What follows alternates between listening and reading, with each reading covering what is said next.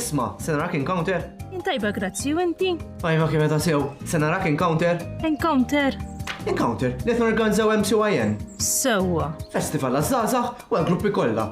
Ħajkun camping, workshops, talp, mużika. Ikil ħajkun hemm. Tej mhux ħaħaluk bil-ġuħ ja ħasra. Meta? Mill-ġimgħa 24 ta' Novembru sa 26 ta' Novembru. Naħsibha, ħajkun ħallik tax. Taħsibha. Iva, naħsibha. Għadi kif tagħmel. Il-mamma mija. Għajdila. Għetlek l-sessir il-Malta Aviation Museum. Hemm xi link mitflok toqgħod ċempilli. Hemm is-social sta ta' Malta Catholic Youth Network jew nkella fil-website mcyn.org/encounter. Buli, issa ħavera ħallik ta' ċaw. Ġejja, taġa xi semmi l-iktar encounter. Men hemm se tkun ukoll. Hemm ħankun. U inti?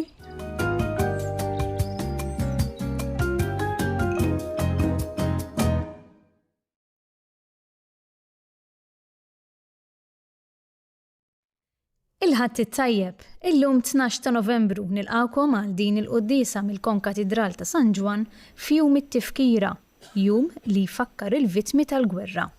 Imexxi l-qudiesa l-Arċisqof Ċarls Xikluna. Jikkonċelebraw membri mill-Kapitlu Metropolitan.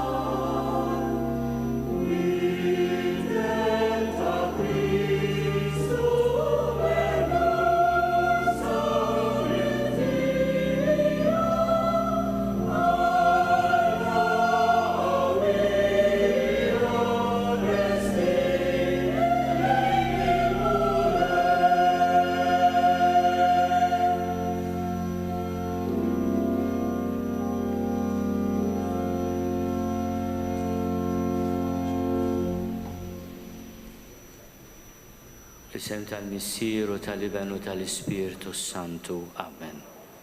Il-paċi ma'kom. Edin hawnhekk biex infakru lil ħutna li ħallew ħajjithom diversi konflitti. U b'mod speċjali nitolbu għal vittmi tal-konflitti li qegħdin ngħixu fid-dinja bħalissa. Waqt li niftakru f'dawk li ħallewna kważi 100 sena ilu, niftakru wkoll fil-mijiet ta' eluf ta' vittmi tal-gwerer u l-konflitti li hawn bħalissa. I would like to greet the members of the diplomatic corps, our friends who have joined us in our prayers for all victims of strife, conflict and warfare, as we remember the victims of conflicts almost 100 years ago and even older than that. We remember the victims of the conflicts we are living today, as we speak. Ħutjew narfu tijietna biex nitejjew tajjeb għal niċċelebraw il-misteri qaddisa. Nistqalla Alla li jista' kollox u lilkom ħuti li ngħadnibt ħafna bil-ħsieb, bil-kliem, bil-emil u billi ħallejt mirjieti. Tija tiegħi, bl-akbar ħtija tiegħi. Għalhekk nitlob lill-imqazza Marija dejjem Verġni, lill-anġlu l-qaddisin kollha u lilkom ħuti biex titolbu għalija lill-mulej Alla tagħna. Eħenna lina Alla li jista' kollox jaħfrilna dnubietna u jwassalna l-ħajja ta' dejjem.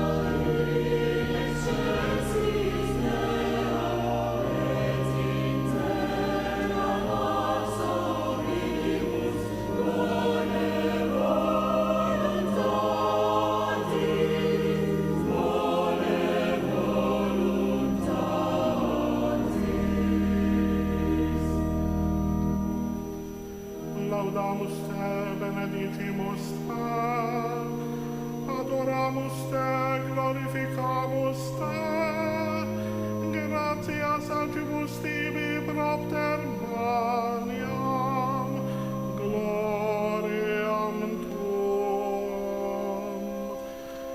Domine Deus Rex Celestis, Deus Pater omnipotens, Domine Filii Genite, Iesu Christe.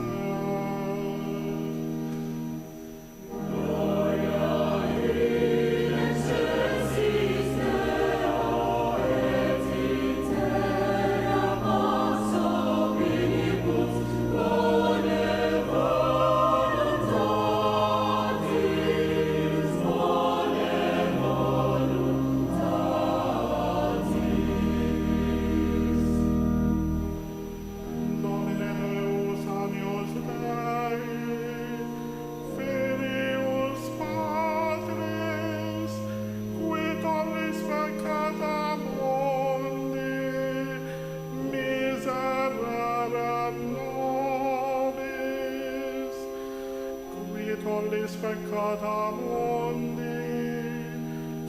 sive deprecationem nostram, quis edes ad dexteram Patris, miserere nobis.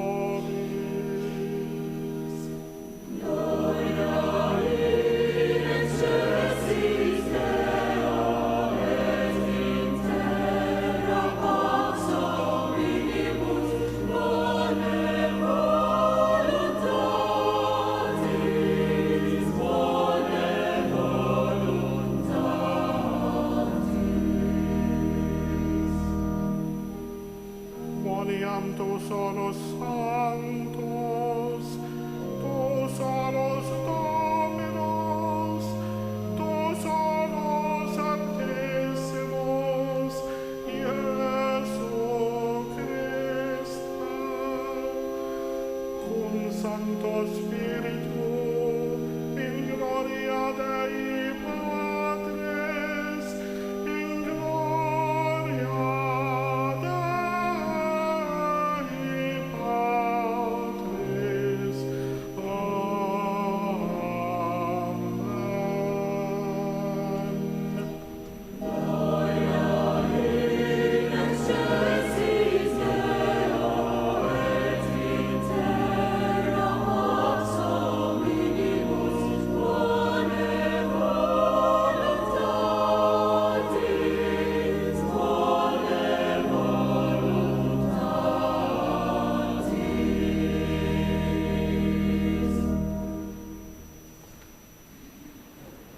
Nitolbu.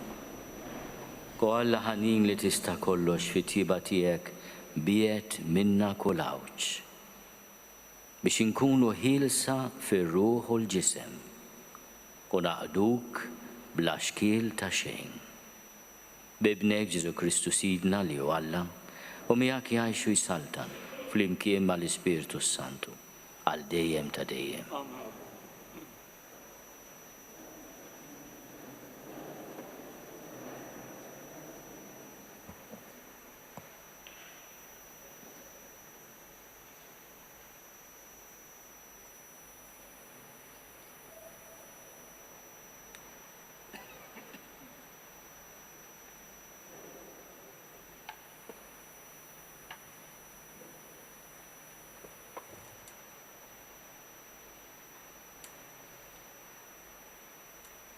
L-ewwel qari mill-ktieb tal-Erf. L-Erf jiddi blaqat ma nemnem, malajr jarfuh dawk li ħobbuh u jsibuh dawk li jfittxuh. U jħabbrek biex jidher lil dawk li jixtuh. Min ikabbar ifittxu u ma jitħabaġġ, għax dejn bibu bil-qiegħda jsibu.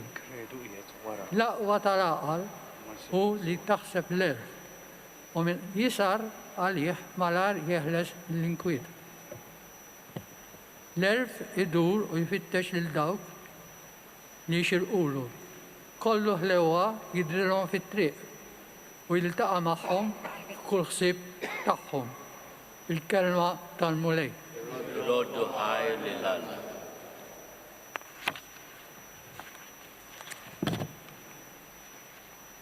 Salm responsorjali. Mulej Alla tiegħi ruħi bilaċċa lik. Mulej Alla tiegħi ruħi bilaċċa lik. Alla tiegħi int lilek ħerqan infittex. Ruħi bilaċċa lik. Għalik imxenna jiena.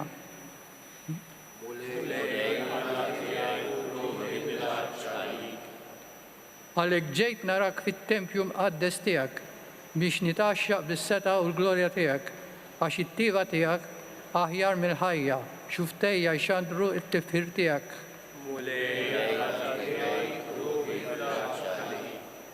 Għalek imbirkek tul ħajti kollha non li dejjem unsejjaħ ismek. Ħalli kien mill-aħjar li jsemmi l-imtiela u jem jannilek fommi b'xuftej fir-rija.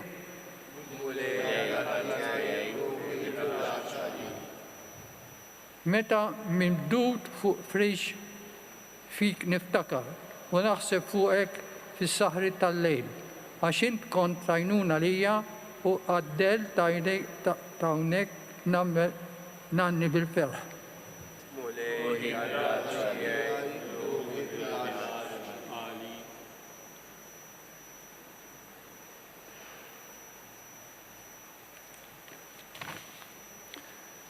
A reading from the letter of St. Paul the Apostle to the Thessalonians. But we do not want you to be uninformed, brothers and sisters, about those who have died, so that you may not grieve, as others do who have no hope.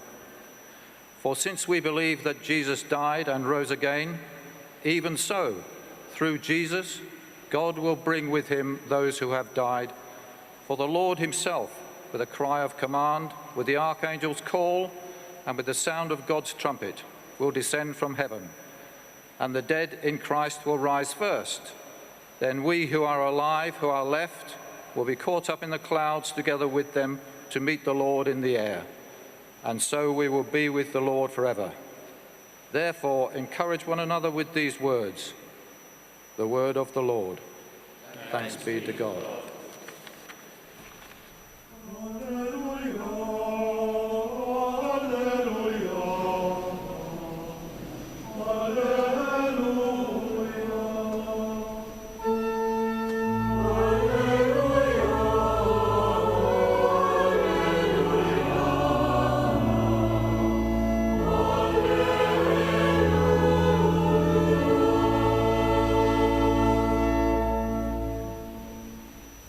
Keep awake, therefore, for you do not know on what day your Lord is coming.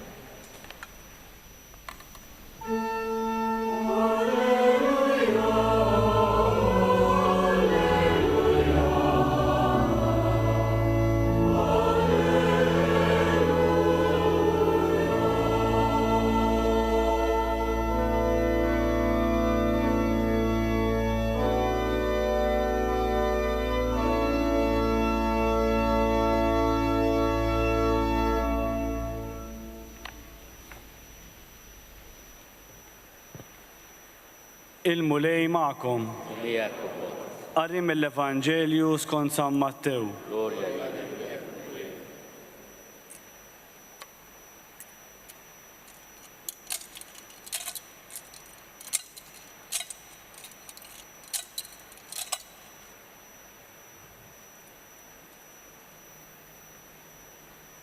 F'dak iż-żmien Ġesu qal lid-dixxipli tiegħu din il-parabola. Is-saltna ta' smewwiet ixebħuha ma' 10 xebbiet li ħarġu bl-imsiebaħ tagħhom biex jilqgħu lill-arus. 5 minnhom kienu boloħ u 5 qlin, għax il-boloħ ħadu l-imsiebaħ imma ma ħadux żejt magħhom, waqt li l-qlin ħadu mhux biss l-imsiebaħ iżda wkoll iż-żejt fil-kwies. L-arus iddawwar ma ġie u għalhekk il-koll ħadhom in-nas u raqdu. Mbagħad f'nofs tal-lejl instema' min jgħajjad.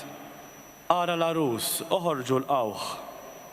Dawk ix-xebbiet qamu l-koll u ħejjew l-imsiebaħ tagħhom. Iżda l-boloħ qalu lill-laqlin, għatuna ftit żejt minn tagħkom għax l-imsiebaħ tagħna jintfew. Qabżu l-laqlin u qalu, għandu mnejn ma jibqax biżżejjed la għalina u lanqas għalikom. L-aħjar morru għand tal-ħanut u ixtru għalikom. X'in dawk marru biex jixtru jiġi l-arus. Dawk li kienu lesti daħlu miegħu għall-festa tat-tieġ u l-bieb ingħalaq. Sa fl-aħħar waslu wkoll ix-xebbiet l-oħra u bdew jgħidu, Sinjur, Sinjur, iftħilna. Iżda hu weġibhom u qal, tassew ngħidilkom lilkom ma nafkomx. Issru mela, għaliex la tafu l-jum u lanqas is-sija. Il-kelma tal-mulej.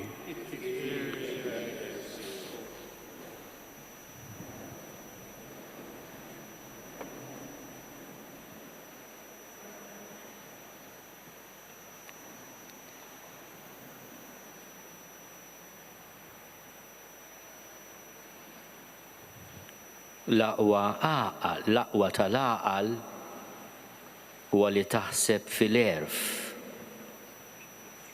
U min jisar għalih malajr jeħles mill-inkwiet. Dan il-vers mill-ktib tal-erf li smajna fl-ewwel qari llum insibu eku ta' dak li jgħid Ġesu fl-istorja fil-parabola li rrakkonta fil-silta mill-Vanġelu ta' San Mattew li nqrat illum u li tinqara mad-dinja Kattolika kollha. Ġesu jitkellem dwar dawn l-10 xebbiet, 5 minnhom għaqlin u 5 boloħ.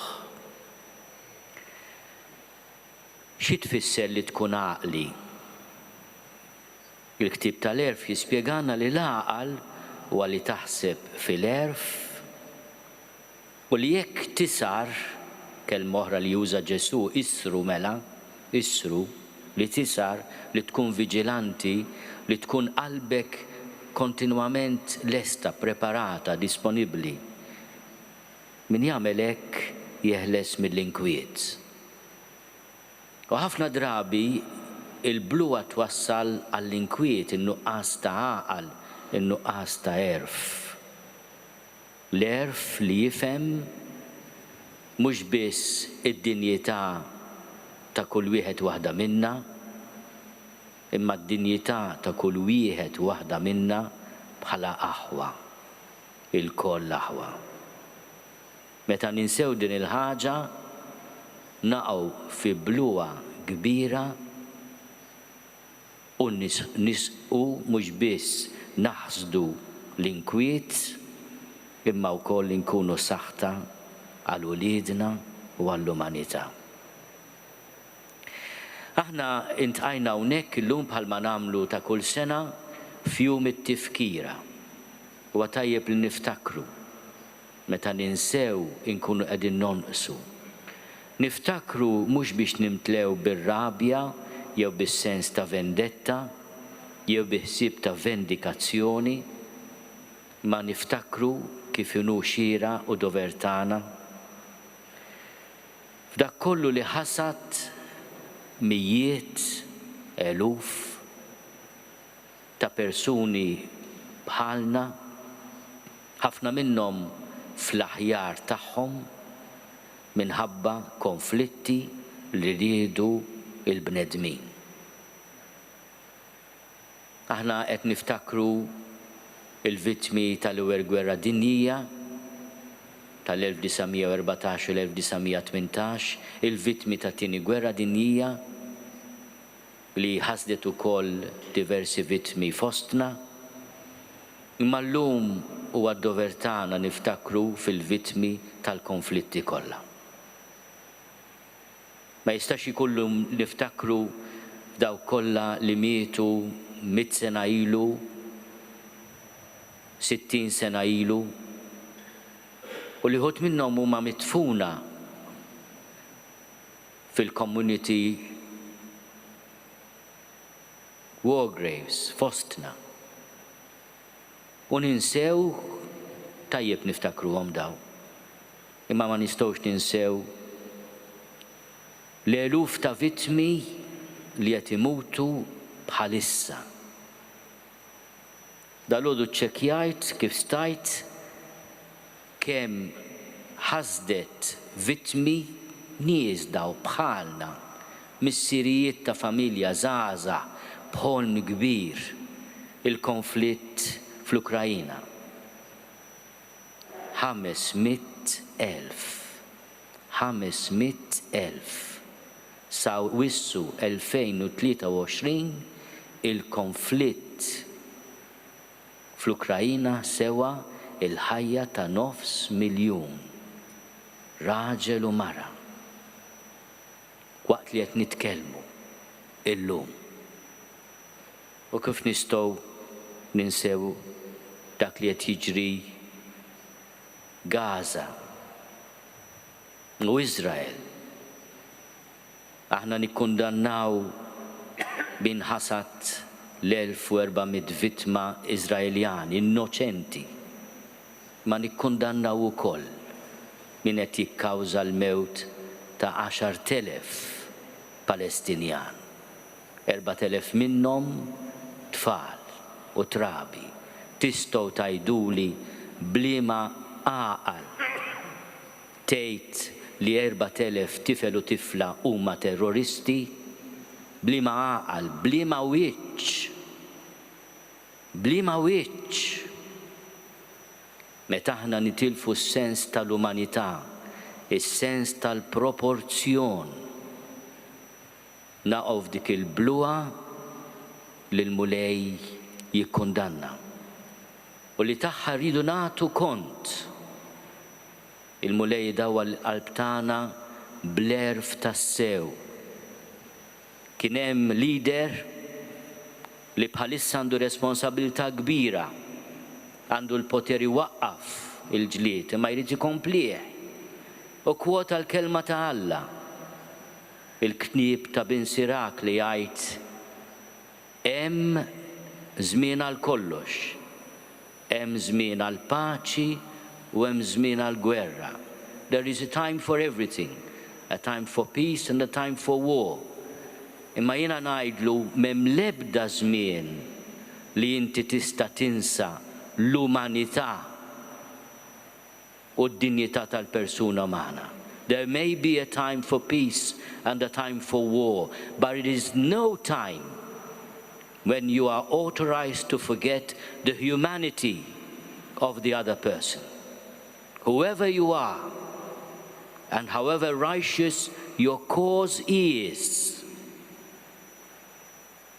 there is proportion, there is justice, there are the demands of humanity. Otherwise, we fall victim of barbarianism. Aħna qegħdin ngħixu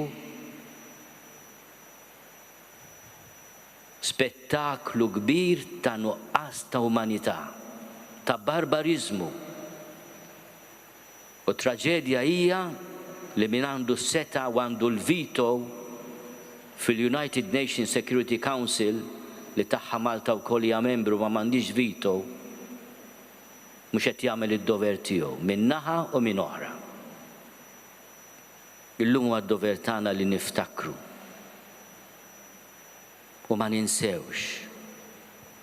L-appell tiegħi fqir u umli u forsi b'mod ċiniku jista' jgħid imma inti billi qed tgħid soris off mhux qed tbiddel xejn. Imma jekk ma ngħidix din il-kelma ikolli nagħti kont tas-silenzju tiegħi. Min jażel il-gwerra minflok il-politika jaħsad is-saħta tal-mewt. Aħna u niftakru fir-responsabilità ta' kull wieħed waħda minna. Nagħmlu ħilitna kulħadd fir-rwol tiegħu biex tieqa fil-bluha u nażlu l-erf.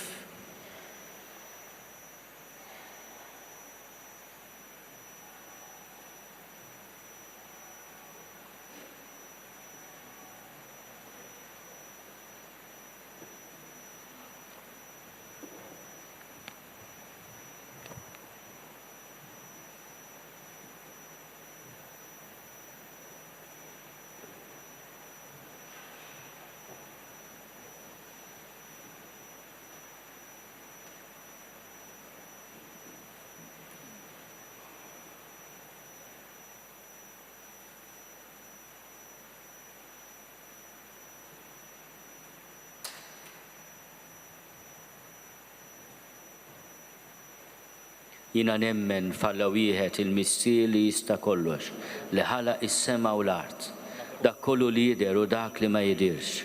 U f'mulej wieħed Ġesu Kristu, iben waħdini ta' Alla, ibnissel minn missier qabel kull żmien. Alla minn Alla, dawl minn dawl, Alla veru minn Alla veru. Imnissel mhux magħmul, naturaħda mal-missier u bih sar kollox.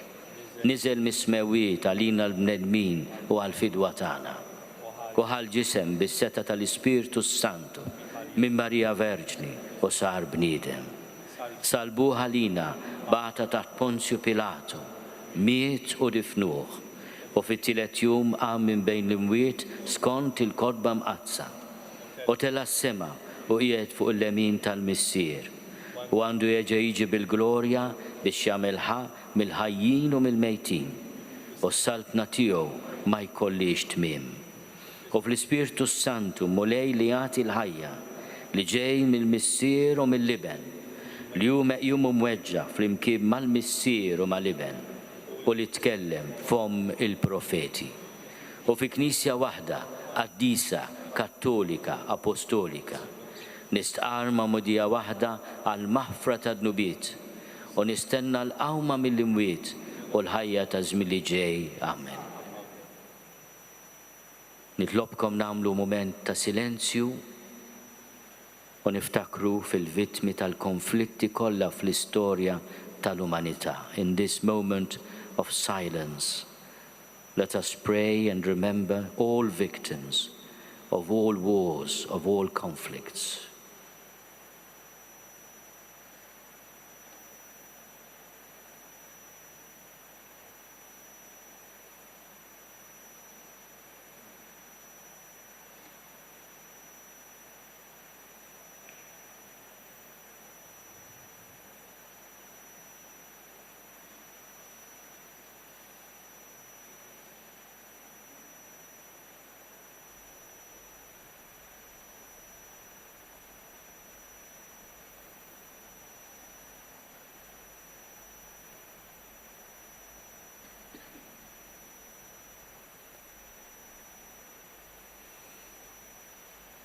Nitolbuk tilqa is-silenzju tagħna mulej u tagħti l-mistrieħ ta' dejjem lill-vittmi innoċenti, lill-aggressuri, lil dawk kollha li ħallew ħajjithom f'kull konflitt fl-istorja tal-umanità. Int li tgħixu s-saltan għal dejjem ta' dejjem. Amen.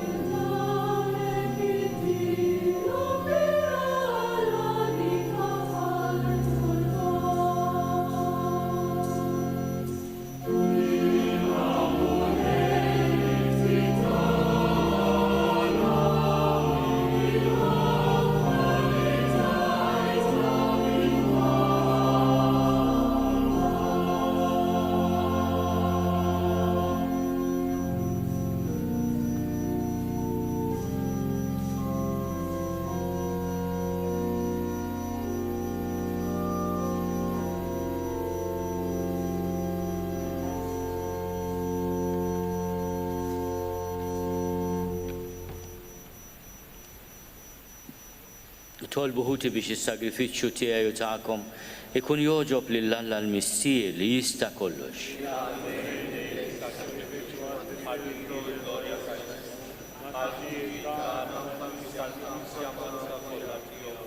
Ħares bis-sliem mulej lejn is-sagrifiċċju li sejrin nofrulek biex naqilgħu b'tjiba qaddisa il-frott tal-passjoni ta' ibnek li qegħdin inġeddu f'dan is-sagrament bi Kristu Sidna. Il-mulej magħkom. Nerfgħu lubna l fuq. Niżuħar lill-mulej Alla tagħna. Sewwa u xieraq tas-sew mulej missier qaddis Alla ta' dejjem li tista' kollox. Tajjeb u taġid tas-salvazzjoni tagħna li dejjem u kullimkien inrodulek ħajr bi Kristu Sidna. U bit-twelid tiegħu bħala bniedem ġeddet il-bniedem il-qadim. Bil-mewt tiegħu ħassar id-nubiet tagħna. U wara li bil-qawmin tiegħu daħħalna fil-ħajja ta' dejjem, bit-tluħ tiegħu fil-lemin tiegħek missier, fetħilna il-bibien tas-sema. Għalhekk flimkien mal-anġlu l-qaddisin kollha, intennulek l-innu ta' tifħir u ngħidu bla qiegħda.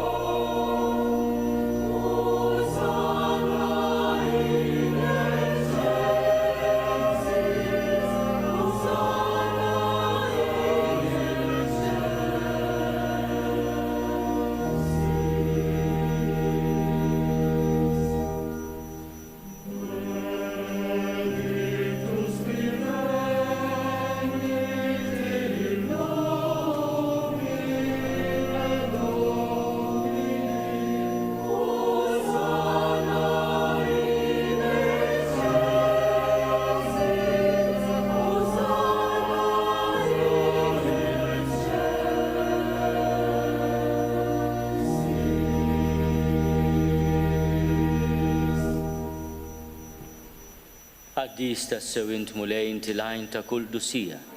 Għaddes għalhekk nitolbuk dawn l-offerti bil-barka tal-Ispirtu tiegħek biex isiru għalina il-ġisem u d-dem ta' Sidna Ġesu Kristu. Li meta kien se jingħata biex minn rajħi bati, ħal-ħobs, ratti l-ħajr, qassam, tal id-disċipli tiegħu u qal: ħudu u kulu l-koll minn dan, għax dan huwa ġismi li jingħata għalikom.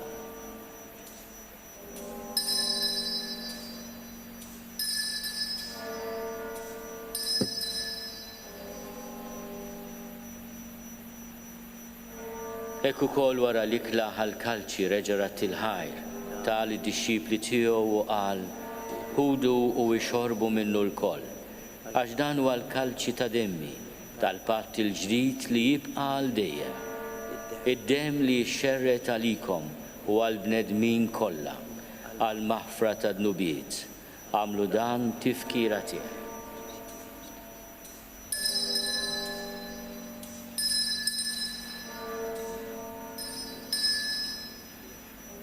Dan hu l-misteru tal-fidi.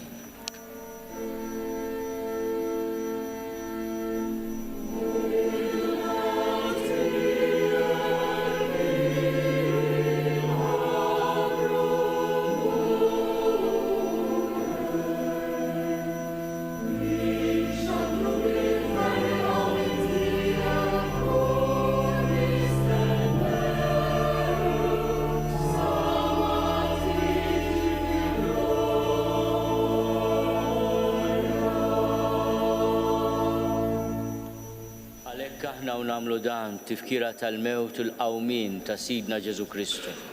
Rofrulek mulej il-ħobs tal-ħajja u l-kalċi tas-salvazzjoni. U rodulek ħajra xoġbok til-qana un qudiemek biex naqduk. U mitċokontana nitolbu li l-Ispirtu Santu jaqqadna f'ġisem wieħed lilna li nieħdu sehem mill-ġisem u d-demm ta' Kristu. Ftakar mulej fil-Knisja tiegħek imxerda mad-dinja kollha.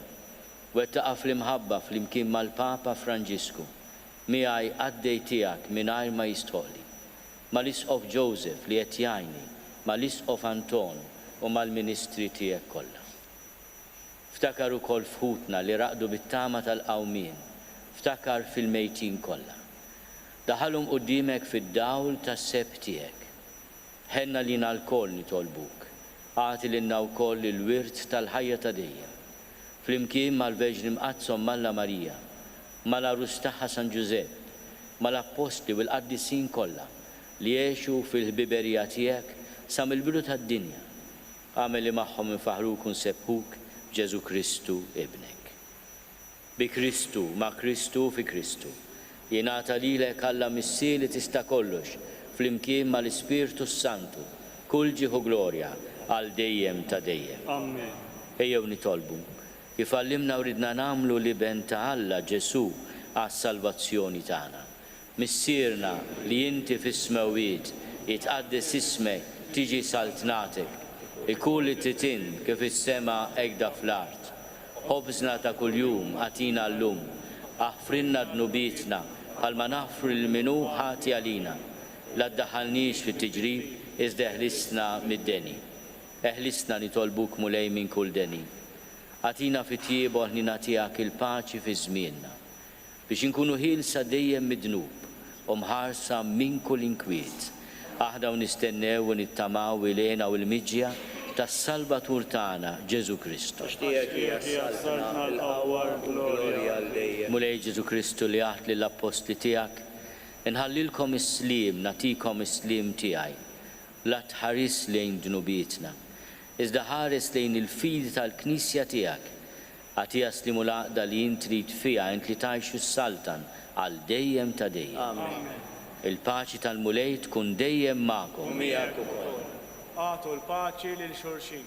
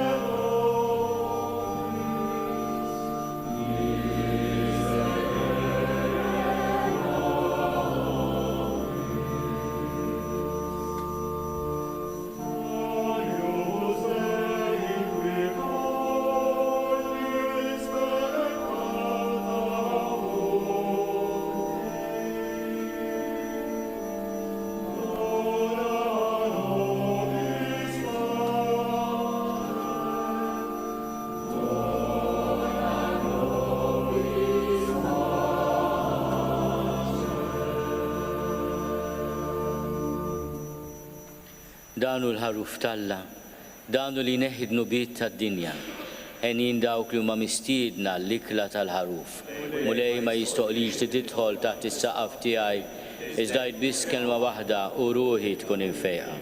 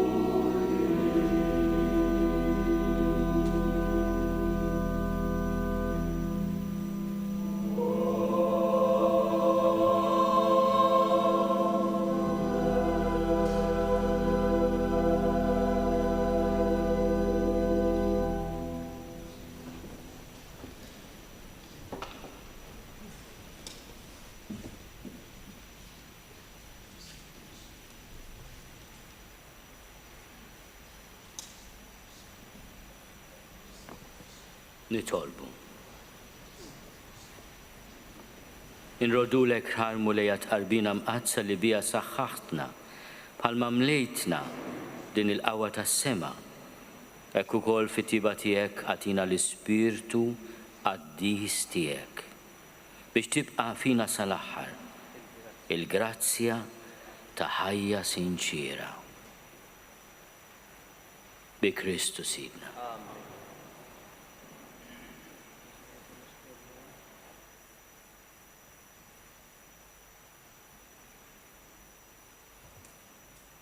Il-mulej ma'kom. Iberikkom Alla li jista' kollox, il-Missier u l-Iben u l-Ispirtu Santu. Morru fil-paċi ta' Kristu. Għatijom u mulej il-mistrieħ ta' dejjem. Jistrieħu fis-sliem.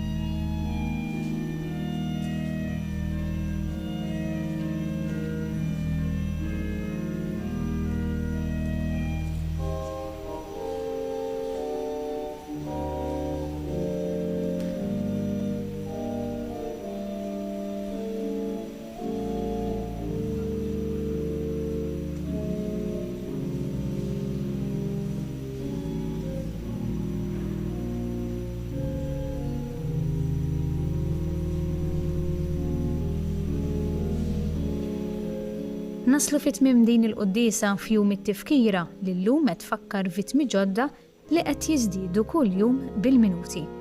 Ninaqdu mal-Papa Franġisku fit-talba tiegħu lill-Madonna. Marija, ħares lejna f'dawn iż-żminijiet mifnija bil-gwerer u mkissrin bl-armi. Dawwar ħarstek ħanina fuq il-familja umana li nsiet it-triq tal-paċi u li għażlet lil Kajin minflok lil Abel u għax tilfet is-sens tal-fraternità miexet issib l-atmosfera tad-dar. Interċedi għad-dinja tagħna li tinsab fil-periklu u ta' taħt fuq. Għallimna nilqgħu u nieħdu ħsieb il-ħajja, kull ħajja umana. U għallimna nirrifjutaw il-ġen tal-gwerra li tiżra l-mewt u xejjen il-ġejjieni.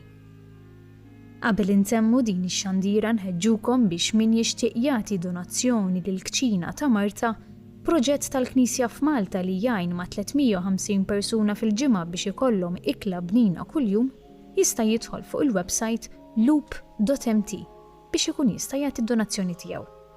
Grazzi tal-inqattu magħna, nawguralkom il-kumplament tal-ħadd it-tajjeb.